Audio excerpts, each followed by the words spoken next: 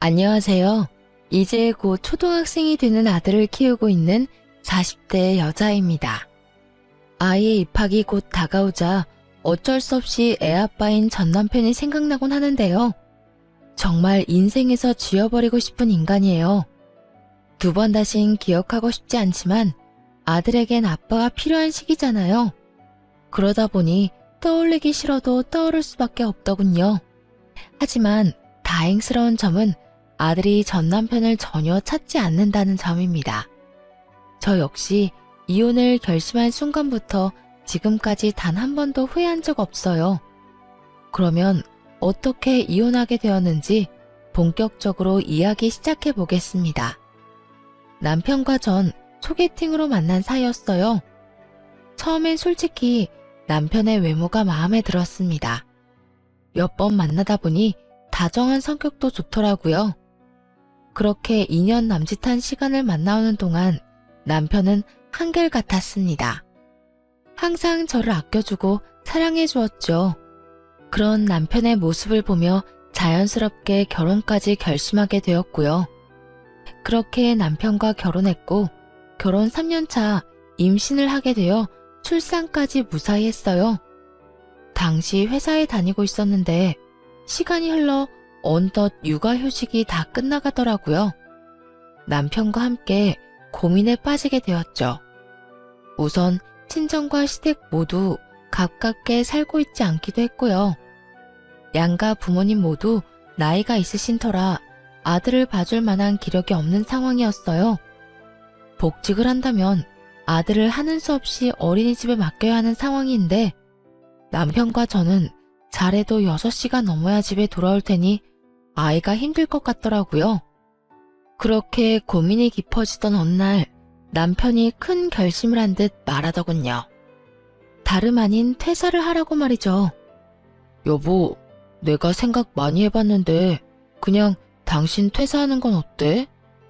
우리 주민이 생각하니까 도저히 마음이 안 놓여서 안 되겠어.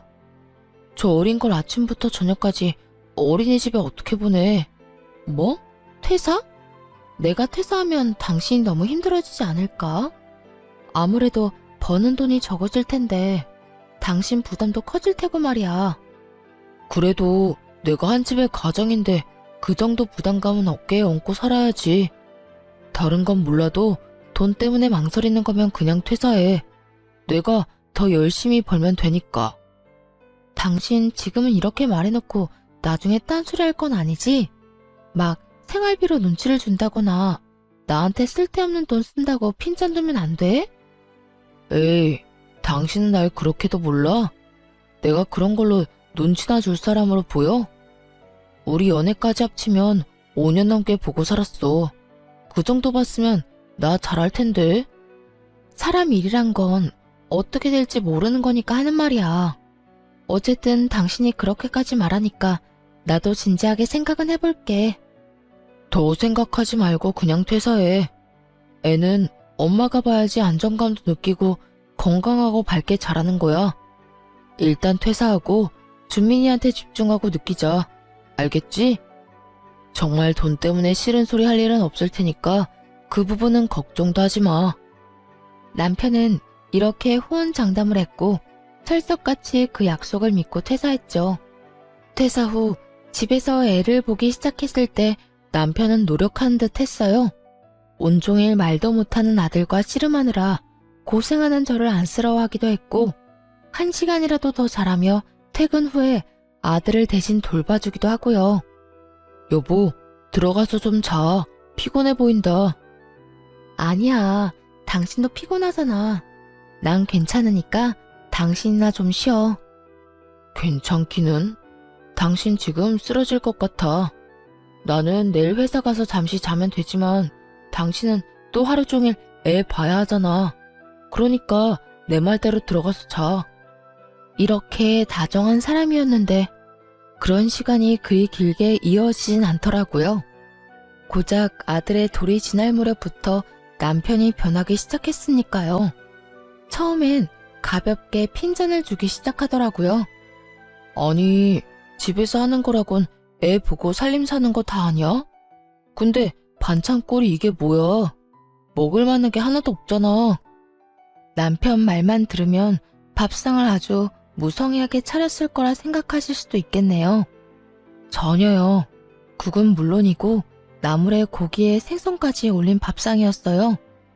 심지어 평소 남편이 좋아하는 반찬까지 가져다 놨답니다. 무려 소금물에 절여 3일을 말린 조기 말이죠. 거기까지만 해도 기가 막히는데 이런 말까지 이어서 하더군요. 밥상이 이 모양 이 꼴인데 무슨 장은 그렇게나 보는 거야? 하여튼 돈 한 푼 못 벌면서 돈 무서운지 모른다니까. 카드 한도 넉넉하다고 마음 놓고 쓰나 본데 내가 오늘 한도 낮췄어.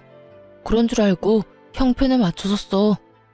사람이 어떻게 저렇게까지 변할 수 있나 하는 생각이 들더라고요. 언제는 돈 때문에 싫은 소리 하는 일은 절대로 없을 거라고 하더니 1년 만에 완전히 변한 모습이 참 놀랍기까지 하더군요. 심지어 그날의 몇 달 전만 해도 이런 말을 했던 사람입니다. 여보, 아기 돌보랴, 내 먹거리 챙기랴, 여러모로 힘들지? 그래서 하는 말인데 내 아침이나 저녁은 안 차려줘도 돼. 밖에서 대충 먹으면 되니까 그럴 시간에 한숨이라도 더 자. 그리고 당신 요즘 끼니도 제대로 못 챙기는 것 같은데 좀 챙겨 먹어. 차릴 시간이 없으면 시켜서라도 먹어야 해. 알겠지? 다른 건 몰라도 잘 먹고 잘 자야 당신 몸이 안 상하니까. 이랬던 사람이 변환이 낯설기도 섭섭하기도 한 복합적인 감정이 들더라고요. 물론 화가 나기도 했고요. 당신 요즘 힘든 거 알겠는데 말을 그렇게밖에 못해? 난 당신 부인이지 당신이 화풀이하라고 막말해도 되는 감정 쓰레기통이 아니라고. 그리고 내가 쓰면 얼마나 쓴다고 그런 말을 하는 거야? 남들이 들으면 집에서 애나 키우면서 돈 펑펑 쓰고 사는 줄 알겠다. 힘들면 그냥 힘들다고 해. 괜한 트집 잡으면서 사람 기분 나쁘게 하지 말고. 화풀이 하는 게 아니라 현실이 그렇잖아. 나는 힘들게 나가서 돈 벌어오는데 반찬 투정도 못해. 그리고 당신이 집에서 놀면서 돈 쓰는 것도 맞잖아. 놀아? 내가 노는 걸로 보여? 나 하루 종일 집 치우고 애 보고 먹이고 씻기고 하느라고 바빠. 오죽하면 내 몸은 제대로 씻지도 못하고 밥은 제대로 챙겨 먹지도 못해. 그런 와중에 당신 좋아하는 조기에 국에 나물 반찬까지 해줬더니 뭐? 놀아? 먹을 게 없어? 그렇게 먹기 싫으면 당신이 해먹어. 그러면 되겠네. 꾹꾹 화를 참다가 결국 남편에게 한 소리 해버렸습니다. 그러자 남편은 뭐라 대꾸할 말조차 없었는지 조용히 밥만 먹기 시작하더군요. 그날 이후 남편은 한동안 군말 없이 그저 지켜보더라고요. 애가 클수록 돈 든 데가 많아지는데 일정한 금액 이상의 지출은 안 했거든요. 물론 그때 따끔하게 말한 것도 효과가 있었겠죠. 그렇게 겨우 남편이 제정신으로 돌아왔나 했는데 이번에는 당연한 것을 트집 삼아 시비를 걸기 시작했어요. 그 당연한 것이란 아들의 우유였는데 돌 이후에 분유를 끊고 우유를 먹였거든요. 그날도 아들에게 우유를 건네주고 있는데 남편이 이렇게 말하더라고요. 인상은 있는 대로 잔뜩 찌푸리고 날이 선 목소리로 말이죠. 그 우유는 도대체 언제까지 먹어야 하는 거야? 겨우 분유 끊어서 돈 좀 덜 들겠다 싶었더니 이제는 우유를 마시는 거야? 우유값 때문에 허리가 휘겠네 휘겠어. 순간 잘못 들은 것인가 하는 생각도 들더라고요. 들은 말이 그만큼 황당하고 어이가 없었으니까요. 다른 것도 아닌 아들이 먹어야만 하는 우유를 가지고 저딴 말을 하다니요. 도무지 참을 수가 없어 남편에게 더욱 단호하게 말했죠. 당신 진짜 계속 이런 식으로 눈치 줄 거야? 나 퇴사시킬 때 뭐라고 했어? 다른 건 몰라도 돈 때문에 눈치 주는 일은 없을 거라며. 내가 뭘 어쨌다고 그래? 몰라서 물어? 다른 것도 아니고 애한테 꼭 필요한 우유 먹이는 건데 뭐? 그걸로 허리가 휘네 마네 하루 종일 툴툴거렸잖아. 그것뿐이야? 생활비 가지고도 입댄 적이 한두 번이 아니야. 당신 이러려고 나 퇴직하게 만들었어? 이러려고 잘 다니던 회사 그만두라고 했냐고. 계속 이런 식으로 할 거면 당신이 회사 그만두고 집에서 살림하고 육아나 해. 내가 어떻게 해서든 당신 벌어오는 만큼 벌어올 테니까. 노발대발하며 쏘아대자 남편은 되지도 않은 말로 상황을 모면하려 애쓰더라고요. 아니, 난 우리 아들이 너무 많이 먹어 돈이 아깝다는 게 아니라 우리 준민이가 잘 먹으니까 더 열심히 돈 벌어야겠다는 의미로 한 말이었어. 오해하지 마. 이 말 같지도 않은 변명을 듣는데 더욱 화가 나더라고요. 그래서 단호하게 한 번 더 남편에게 경고를 해주었죠. 오해? 누가 들어도 짜증났다는 말투였거든? 당신, 나랑 준민이를 당신 등골이나 빼먹는 인간이라고 생각해?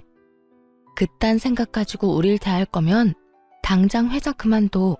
알겠어? 이런 일이 있고 난 후 남편은 더는 별말하지 않더라고요. 아들 때문에 돈을 쓰는 것에는요. 그 다음 어떤 일이 벌어졌는지 예상이 가시나요? 이번엔 제가 쓰는 돈에 더욱 치사하게 굴기 시작했답니다.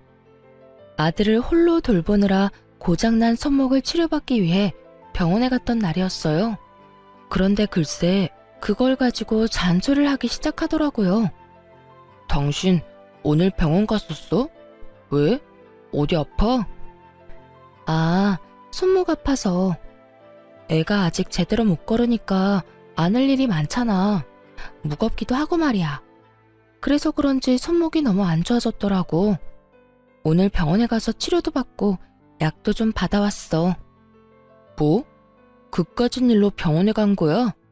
손목이 아프면 집에서 뜨거운 수건으로 찜질이나 하면 될 것이지.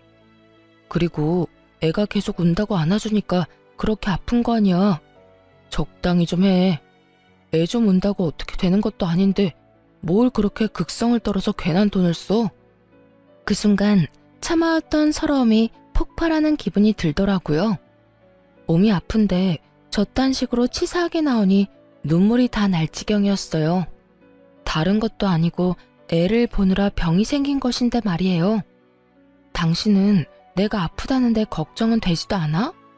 당신 자식 안아주다가 병이 생겼다는데 걱정은커녕 돈 이야기만 하고 싶냐고. 고작 10,000원도 안 썼어. 치료하고 약 타온 돈 합쳐봐야 8,900원이라고. 이것도 마음대로 못 쓰게 하려고 나 회사 그만두러 간 거야?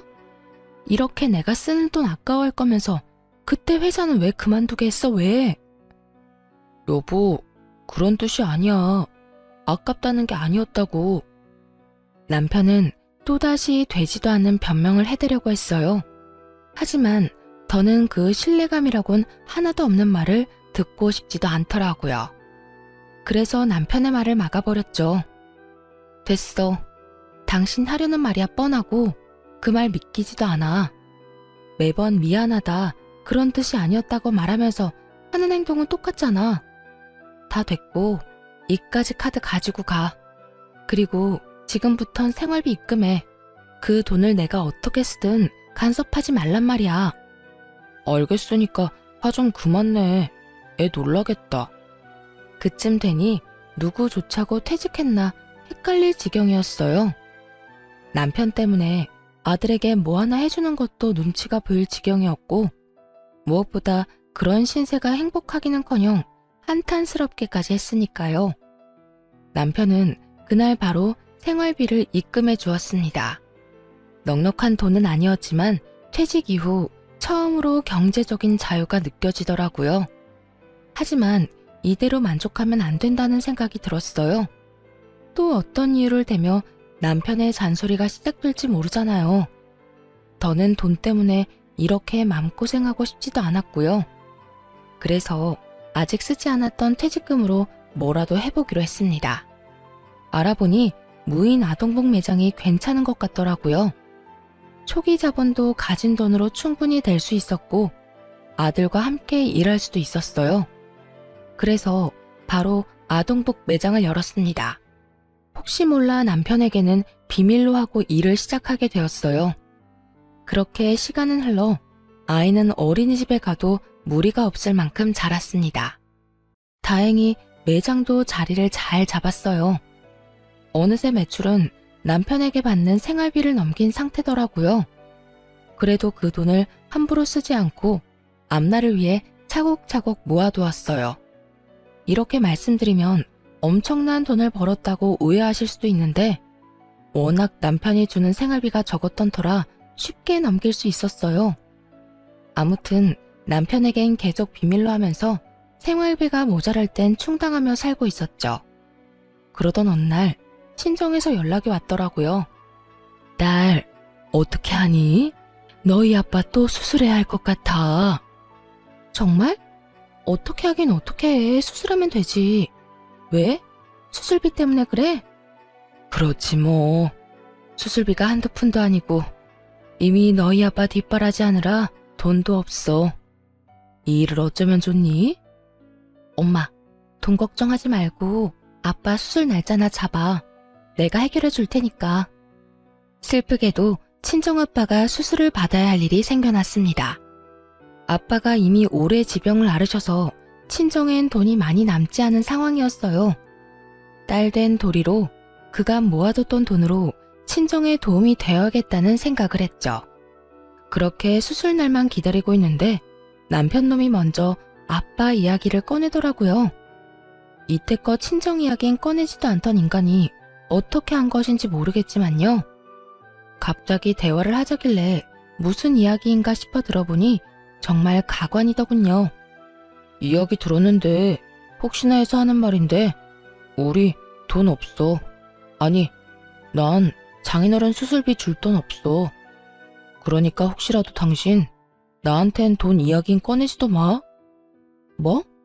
지금 뭐라고 했어? 장인어른 수술비 못 준다고. 당신도 알다시피 나 혼자 버는데 수술비처럼 큰 돈이 어디 있어. 혹시나 당신이 수술비 이야기 꺼낼까봐 내가 먼저 말하는 거야. 어차피 남편에게 그 돈을 받을 수 있을 거란 생각은 하지도 않았어요. 그런데 막상 남편이 저딴 식으로 기분 나쁘게 말하니 오기가 생기더라고요. 이때껏 내가 이 집에서 해준 일이 얼만데 하는 생각이 들기도 했고요. 내가 이때까지 이 집에서 살림하고 애 돌본 시간을 시급으로 치잖아? 그럼 우리 아빠 수술은 시켜주고도 남아. 그런데도 수술비에 보탤 돈이 없다고? 좋아. 많이 양보해서 수술비의 절반만 받을 테니까 그건 내놔. 알겠어? 그러자 남편은 노발대발하며 화를 내기 시작하더라고요. 돈은 죽어도 못 주겠다면서 말이죠. 그걸 왜 나보고 달래? 내가 그런 돈이 어디 있다고? 나 혼자 벌어서 생활비 주고 내 용돈 조금 하고 남는 돈이 어디 있었겠어? 집에서 살림하는 건 당신이 사는 곳이기 때문이고 애 봐주는 건 당신 자식이기도 하니까 당연히 다 해야 하는 의무잖아. 그거 했다고 나한테 돈을 달라고 하면 안 되지.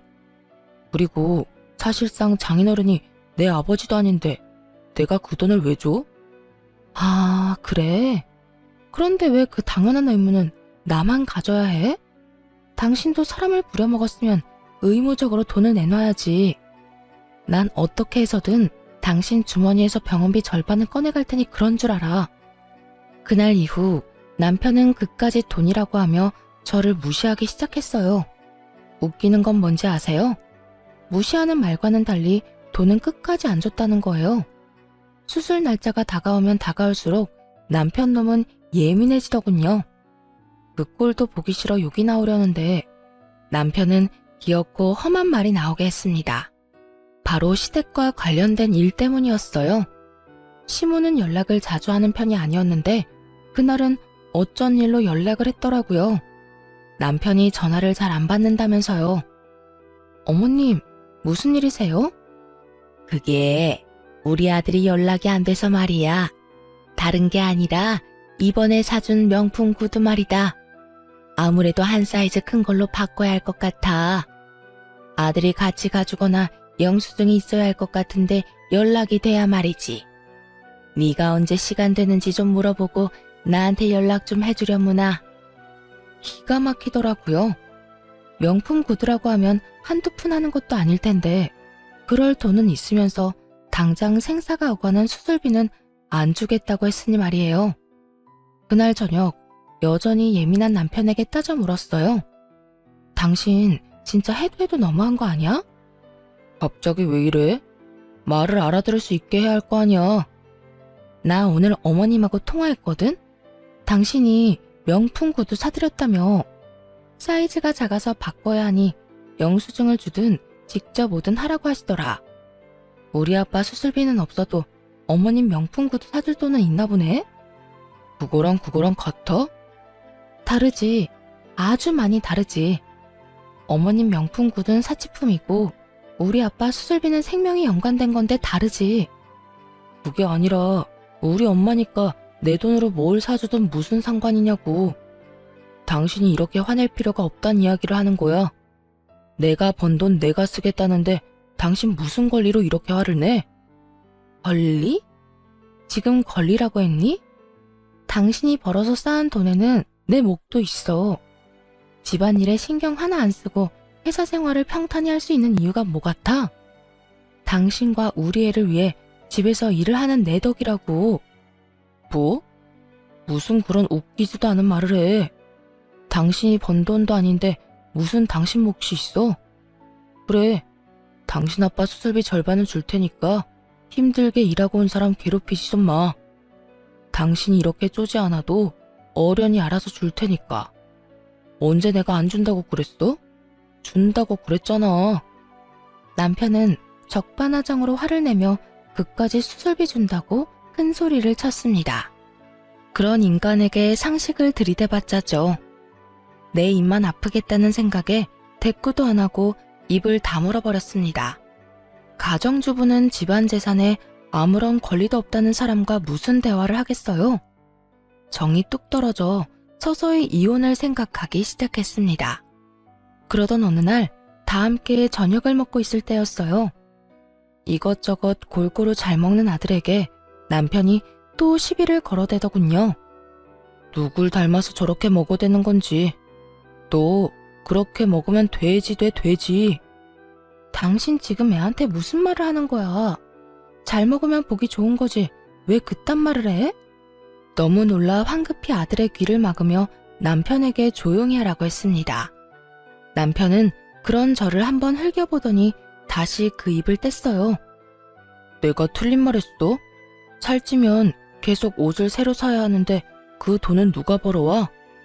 하여튼 엄마나 아들이나 어떻게 해서든 내 돈 뜯어내려고 안달이 났지. 내가 무슨 돈 벌어오는 기계도 아니고 돈 하면 그냥 돈이 나오는 줄 아나? 이 녀석아, 적당히 좀 먹어. 그 순간 아들이 보고 있지 않았다면 그 밥상을 다 엎어버렸을 거예요. 그만큼 너무나 화가 났어요. 해도 정말 너무하다는 생각밖에 들지 않더라고요. 다른 집 부모들은 아무리 가난해도 자식 입에 들어가는 건 아깝지 않다고 하던데 어떻게 아빠라는 인간이 애한테 적당히 먹으라고 화를 낼 수가 있는 것인지 이해하려고 해봐도 도무지 받아들일 수가 없더라고요. 그대로 아들을 아랫집 할머니께 맡기고 올라와 남편과 제대로 싸우기 시작했어요. 당신 진짜 미쳤어? 어떻게 애한테 그런 말을 해? 당신이 그러고도 아빠야? 내가 뭐 틀린 말 했어? 다 돈이잖아, 돈. 아무리 그래도 그렇지. 애가 잘 먹는 거 가지고 화내는 게 정상이라고 생각해? 당신 머릿속엔 오로지 돈뿐이니? 네 아들이 상처받을 건 안중에도 없어? 나한테 돈 달라며. 아껴야 당신이 원하는 대로 당신 아빠 수술비라도 좀 드릴 거 아니야. 남편은 비아냥대며 아빠 수술비를 언급했습니다. 역시나 수술비가 남편 놈의 심기를 건드렸던 거였어요. 그 말을 듣는데 정말 그 돈만큼은 꼭 받아야겠다는 생각이 들었어요. 아, 그래? 그러면 지금 당장 줘. 이때껏 우리한테 많이 아꼈으니 그 돈 당장 줄 수 있을 거 아니야. 당신은 나 보면 돈밖에 생각이 안 나냐? 나한테 맡겨놓은 돈이 있는 것도 아니면서 왜 자꾸 돈을 달래? 당신이 그따위로 구니까 돈 타령을 하지. 방금 한 말 기억 안 나? 아껴야 우리 아빠 수술비라도 줄 거 아니냐며. 돈 이야기 먼저 꺼낸 건 당신이야. 그렇게 한참을 돈 이야기를 하며 싸웠어요. 그러다 어느 순간 남편이 갑자기 저를 멍하니 보더니 이혼하자고 하더군요. 우리 이혼하자. 뭐? 지금 이혼하자고 했니? 지금 이혼하자고 할 사람이 누군데 이 인간이 감히? 이 상황이 믿기지 않아 다시금 남편에게 되물었어요. 그러자 남편은 고개까지 끄덕이며 이혼하자고 말하더군요. 이혼해.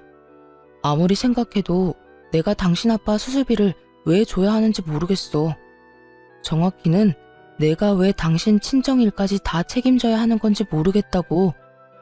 이번 한 번만 도와주면 끝날 문제도 아니잖아.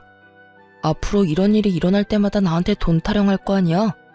내가 왜 힘들게 번 돈으로 남 뒷바라지나 해야 해? 난 그렇게 살기 싫어. 배우자의 부모까지 부양해야 하는 의무가 없다는 거 저도 잘 압니다. 하지만 이건 아니다 싶었어요. 수술비 전액을 요구한 것도 아니고 절반만 달라고 했을 뿐인데 저러다뇨. 또 남편이 본인 부모님한테는 얼마나 끔찍해 하는지 아세요? 철마다 여행 보내드려. 조금만 앓는 소리가 나오면 몸에 좋다는 보약 지어드려. 몸보신하라고 용돈 봉투까지 두둑하게 드린다니까요. 게다가 최근에는 명품 구두까지 사드린 걸 알고 있었기에 더욱 화가 났죠. 아내 덕에 마음 편히 회사 생활하며 번 돈으로 온갖 효자짓은 다 한 주제에 이제와 처가댁에 들여야 하는 돈이 아까우니 저를 버리더군요. 누구는 애 보고 살림하느라 집에서 하루하루 늙어갔는데 말이에요. 그러니까 당신 부모님 여행 보내주고 용돈 준 거는 당연한 거고 우리 부모님껜 수술비 절반 드리는 것도 아까워서 이혼하겠다. 이 말이네? 그래, 하자 이혼. 나도 당신 같은 인간이랑 더는 살고 싶지도 않아. 그런데 당신 그건 알지? 나랑 이혼하면 당신 재산 분할해줘야 하는 거. 각오나 단단히 하고 있어. 아무리 좋은 변호사를 선임해도 나한테 재산 분할은 무조건 해줘야 할 테니까. 그러자 화들짝 놀란 남편이 화를 내더라고요. 재산 분할 문제는 전혀 생각지도 못한 듯 했어요. 이혼을 하자는 놈이 그런 건 예상도 못했다니 참 한심스럽기 짝이 없더군요. 뭐? 재산 분할? 당신이 내 재산 불리는데 뭘 했다고 나눠줘. 당신이야말로 이상한 꿈 같은 건 꾸지도 마.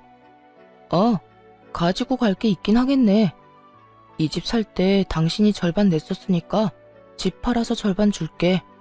그거나 받고 떨어져. 앞으로 어떻게 될진 지켜보면 알겠네. 네 말이 맞을지 내 말이 맞을지 말이야. 어쨌든 당장 이 집에서 나가줄래? 뭐 당신이 혼자 우리 아들 케어할 수 있으면 내가 나가도 되고. 남편은 그대로 대꾸도 없이 집을 나가버렸습니다. 아쉬울 것 하나 없이 바로 변호사를 선임해 이혼을 준비했어요. 그동안 아빠는 수술을 무사히 마치셨고 천만다행으로 잘 회복하셨어요. 수술비는 당연히 제가 혼자 마련해드렸죠. 그렇게 한결 편안한 마음으로 이혼 준비에 박차를 가하던 어느 날이었습니다. 언젠가부턴가 신경 쓰이는 일이 생겨나더군요. 그건 바로 며칠 동안 똑같은 자동차가 뒤를 쫓고 있다는 것이었어요. 처음엔 그저 착각이겠거니 했는데 신경을 쓰고 살펴보니 타깃이 저더라고요. 덜컥 겁이 나 곧바로 경찰에 신고했죠. 그렇게 경찰서에서 그 남자의 정체를 알게 되었는데 다름 아닌 남편의 부탁을 받고 제 뒤를 쫓던 사람인 거예요. 들어보니 그 남자는 남편의 지인 동생으로 용돈벌이 겸 저를 쫓았다고 하더라고요. 전 그냥 아줌마를 쫓아다닌 것 뿐이라고요. 뭘 하는지 누굴 만나는지만 알려주면 시급보다 더 많이 준다고 했어요. 근데 쫓아다니면서 찍은 사진도 없고 그냥 지켜만 봤어요. 진짜요. 그러니까 남편이 내 뒷조사를 부탁했다. 이 말이네요? 네. 혹시나 남자를 만나면 사진 찍어서 보내달랬는데 그런 일이 없었으니 사진 찍을 일도 없었어요.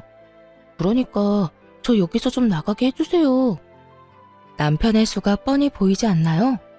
막상 변호사를 만나보니 재산을 많이 떼어줘야 할 것 같다고 들었겠죠. 그래서 사람을 시켜 제 흠이라도 잡아볼까 하며 얕고 치사한 수를 쓴 거예요. 그런데 정말 웃기지 않나요? 지인의 동생에게 부탁해 제 뒤를 밟은 것이 말입니다. 그 와중에 흥신소에 들어가는 비용이 아까웠다는 거잖아요. 참 짠돌이 남편답다는 생각을 했습니다. 나가게 해줄 테니 남편한텐 들켰다는 이야기 하지 말아요. 그냥 하던 대로 나 쫓는 척하면서 용돈 받아 쓰세요. 알겠어요? 네, 알겠어요. 무슨 뜻인지 알아들었으니까 여기서 나가게만 해주세요. 이때까지 알아낸 것도 절대 말하지 않을게요. 별로 쓸모있는 게 없긴 하지만요. 남자는 그대로 구속이라도 될까 겁이 나는지 시키는 건 뭐든 하겠다고 했습니다. 그 후 남편이 한 그대로 흥신소에 의뢰해 남편의 뒷조사를 시작했어요. 이렇게까지 추잡하게 구는 이유가 꼭 돈 때문만이 아니라는 확신이 들었거든요. 재산 분할은 둘째치고 양육권 때문에라도 확실하게 남편을 조사할 필요가 있었죠. 그렇게 얼마 후 조사한 내용을 받았을 때 웃음이 다 나더라고요. 사모님, 알아보니 남편분 유흥업소를 다니고 있더라고요. 물론 불법 업소이고요.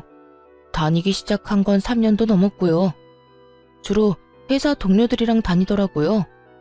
게다가 거기에서 만난 여자랑 살림까지 차렸던데요. 뭐 집이 좋은 건 아니고 작은 원룸 하나 얻어줬더라고요. 여자한테 생활비나 용돈 주면서 지내고 있고요. 그리고 그때 말씀하신 사모님 뒤 밟았던 청년 있잖아요. 그 청년은 그 여자 동생으로 확인됐고요. 그 여자가 걸친 게 전부 명품이던데 그거 역시 전부 남편분이 사준 거예요. 남편은 돈 타령을 하기 시작했을 때부터 회사 동료들과 유흥업소를 다녔던 거예요. 상간녀에게 생활비뿐만 아니라 명품 옷에 가방까지 사주면서요. 장인어른 수술비가 아까워 이혼까지 결심한 사람이 말이죠. 뭐 이제는 화도 나지 않았어요. 늘 돈이 없다는 말을 달고 살더니 저랬으니 돈이 없었겠구나 싶을 뿐이었죠. 일단 이혼은 진행되었습니다. 그동안 어린 아들에게 폭언을 해온 것, 쥐꼬리만한 생활비만 주면서 온갖 생색을 다 내며 무시로 일관했던 것, 그러면서도 밖에선 외도를 저지르고 있었던 것이 다 인정되었죠. 다행히 양육권은 물론이고 재산 분할까지 유리한 쪽으로 판결받게 되었어요. 물론 상간녀 소송도 해서 상간녀에게 위자료도 받았고요. 그런 와중에 전 남편 놈이 뭐라고 했는 줄 아세요? 이럴 줄 알았으면 그냥 수술비나 주고 말았지. 재산 분할에 위자료까지 이렇게 많이 주게 될지 몰랐는데 이게 뭐야? 변호사 비용은 비용대로 들고 돈은 돈대로 뜯기고. 아니, 무슨 법이 이래? 참 대단하지 않나요? 그딴 말을 짓거리는 전 남편 놈을 보는데 그저 대단하단 생각밖에 들지 않더군요. 이대로 끝이냐고요? 그럴 리가요. 그 후에도 전 남편은 여전히 그 유흥업소를 들락날락했습니다. 그래서 그 사람이 업소에 또 갔다는 이야기를 듣자마자 경찰에 신고해버렸어요. 소문이 쫙 퍼져 유흥업소를 다녔던 사람들과 함께 회사에서 잘렸다고 하더군요. 이미 상간녀에게 돈을 쏟아부었는데 위자료 지급에 해고까지. 전 남편은 완전히 아무것도 없는 신세가 되었죠. 그 뒤 아들을 만나는 날 거짓골로 나타난 전 남편이 갑자기 하소연하기 시작했어요. 꼴이 왜 그래? 밥은 먹고 다녀? 다른 날도 아니고 아들 만나러 오는 날인데 좀 신경 쓰고 오면 안 돼? 내가 지금 그런 거 생각할 처지가 아니야. 나 요즘 원룸에서 지낸다. 당신한테 위자료 주고 벌금 내고 게다가 회사에서도 잘리는 바람에 양육비를 겨우 주고 있다고. 이 마당에 내가 아들 신경 쓰게 생겼어? 그래서 뭐 그런 와중에 양육비는 줘서 고맙다고 인사라도 해주길 바라는 거야? 그런 뜻이 아니라 그만큼 힘들다는 말을 하는 거야. 내가 땡전 한 푼 없다고 그 여자도 도망갔어. 이때까지 해준 게 얼만데. 내가 사준 가방 좀 팔자고 하니까 바로 다음날 짐 싹 싸서 도망간 거 있지. 믿을 사람 하나 없다더니 어떻게 나한테 그럴 수가 있어? 들어보니 상간녀는 뒤도 돌아보지 않고 도망을 갔다고 하더라고요. 전 남편에게서 더는 빼먹을 것도 없고 받은 것까지 뺏길 위기에 처하니 그랬겠죠. 그래서 남편은 상간녀와 함께 살고 있던 원룸에서 혼자 지내고 있다고 했어요. 아들과는 눈도 마주치지 않는 남편의 모습에 더는 의미가 없다는 생각이 들었어요. 당신 진짜 제정신 아니구나. 나한테 한 짓이 얼만데 내 앞에서 하소연이나 하고 싶어? 그딴 말 할 거면 애 보자고 하지 마. 애랑 시간은 같이 보내지도 않으면서 왜 꼬박꼬박 만난다고 그 성화야? 내가 오죽했으면 아들 보러 와서 이런 말이나 하고 있겠어. 당신도 참 여전하다. 어떻게 된 사람이 감정이란 게 없어? 당신은 이 모양 이 꼴로 사는 내가 불쌍하지도 않아. 당신이 다 자초한 일인데 내가 왜 불쌍히 여겨야 해? 그러게 인생 좀 똑바로 살지 그랬어. 그딴 데서 만난 여자가 당신한테 지조나 지키면서 살 줄 알았어? 다 목적이 있으니까 당신 옆에 붙어 있었던 거지. 뭐? 진짜 말 그따위로밖에 못해? 이렇게 말해주는 것도 감지덕지 여기며 살아. 더 할 말 없으면 이만 갈 테니까 양육비나 제대로 보내. 그렇게 당시 지내고 있던 친정에 아들과 함께 돌아왔습니다. 경고했음에도 그 후론 잘 들어오던 양육비마저 입금되지 않더군요. 차라리 잘 됐다는 생각이 들기도 했어요. 사실 아들도 아빠를 전혀 보고 싶지 않아 했거든요. 그렇게 서로 얼굴 보지 않고 사는 대신 양육비 받은 셈 치자 싶었던 것이죠. 그런데 몇 달이 지난 어느 날 전 남편이 친정으로 찾아왔더라고요. 마지막으로 본 모습보다 더 거짓골을 하고 말이에요. 여보, 당신 가게 대박났다며? 나 다 들었어. 언제 그런 가게를 차린 거야? 당신 정말 대단하다. 여기까지만 들어도 전 남편의 추악한 계획을 알 것 같더라고요. 제가 사업을 해서 대박났다는 소식을 듣고 빌부터 볼까 하며 찾아온 것이었어요. 도대체 어디서 어떻게 저런 소식을 전해 들었는지 알지는 못하겠지만요. 그 이야기는 또 어떻게 들은 거야? 그래, 나 대박났어. 그런데 그게 왜? 당신이랑 아무 상관도 없는 일이잖아. 에이, 무슨 말을 그렇게 섭섭하게 해. 우리가 이혼은 했어도 우리 사이에 아들이 있는데 완전히 남남이 될 수는 없잖아. 아들? 아들 생각하는 사람이 아들 먹는 거 입는 걸 그렇게 아까워했어? 유흥업소나 들락날락하면서? 당신 지금 이러는 거 가증스러워. 왜 갑자기 아들 사랑하는 아빠 코스프레야? 같이 살 때는 아들 한번 제대로 안아준 적도 없었으면서. 잘못을 오목조목 짚어주자 전 남편은 할 말이 없었는지 조용히 듣기만 하더군요. 그러다 갑자기 무릎을 꿇고 빌기 시작했어요. 여보, 이때까지 내가 당신이랑 우리 아들한테 잘못하고 살았던 거 알아. 그땐 딴 곳에 정신이 팔려서 무슨 짓을 하고 있는지도 모르고 살았었어. 내가 정말 미쳤었나 봐. 그딴 짓이나 하고 돌아다니다니. 당신 같은 여자랑 금쪽 같은 내 새끼한테 상처 주는지도 모르고 말이야. 그러다 울겠다 울겠어. 꼴 같자는 반성 그만하고 준비한 말이나 꺼내놔. 그 되지도 않는 반성하는 연기 더는 보고 싶지도 않아. 연기라니. 난 진심이라고. 그리고 딱히 준비한 말은 아닌데 나 진짜 반성 많이 하고 깊게 후회했어. 그래서 하는 말인데 우리 다시 같이 살면 안 될까? 아니나 다를까 전 남편은 눈치를 살피며 재결합하자고 하더라고요. 그것도 아들을 내세워서 말이죠. 우리 아들을 아빠 없는 애로 키울 거야? 지금은 괜찮을지 몰라도 점점 자라면서 내가 필요한 상황이 많아질 텐데 더군다나 딸도 아니고 아들이잖아. 아들은 크면 클수록 아빠 손이 필요하다는 거 알지? 그러니까 우리 아들 생각해서라도 나 좀 받아줘. 내가 앞으로 잘할게. 너 진짜 미쳤지? 감히 내 아들을 핑계로 재결합을 운운해? 진짜 끝까지 최악이구나. 네가 한 짓이 있는데 어떻게 이제 와서 그딴 말을 해? 그러니까 내가 이렇게 빌잖아. 정말 반성 많이 했다니까. 지나간 과거는 과거로 묻어두고 우리 아들 앞날만 생각하자. 응? 웃기고 있네. 네가 지금 내 돈 보고 이러는 거 모르는 줄 알아? 왜? 가게 대박 났다고 하니 내가 돈방석이라도 안 준 줄 아니? 왜? 아니야? 알아보니까 당신 가게 엄청나게 잘 된다고 하던데. 다 빚이야 빚. 가게 차리는데 한두 푼 드는 줄 알아? 내가 저 빚 갚는다고 등골이 휘는데 이 와중에 당신까지 책임져 주길 바래? 시험 삼아 거짓말로 가진 거라곤 빚밖에 없다는 말을 해봤습니다.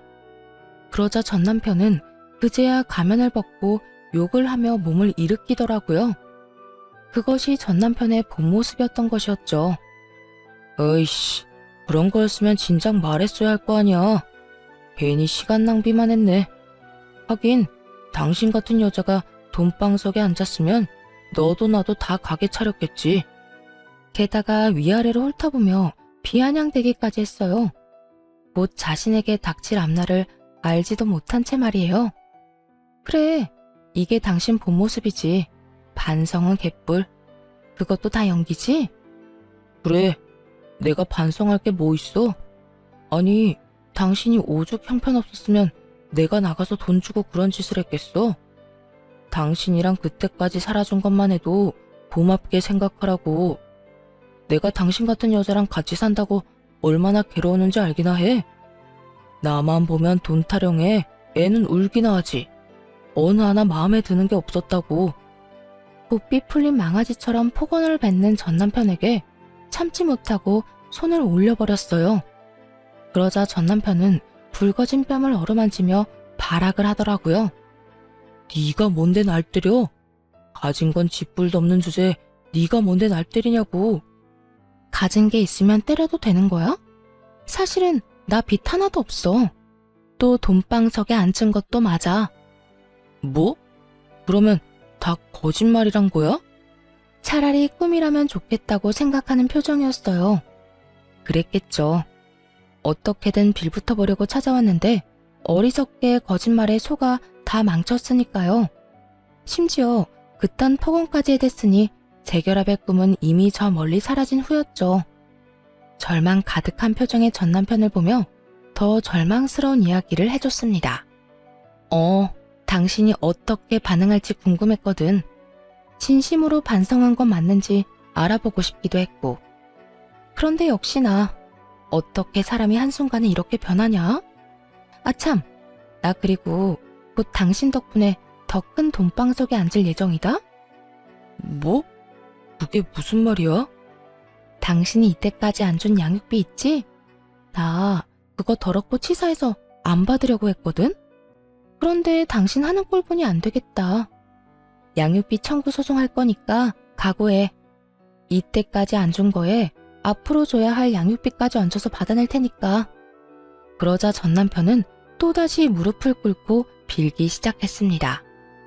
꼴 보기도 싫어서 질질 끌어다 집에서 내쫓아버렸어요.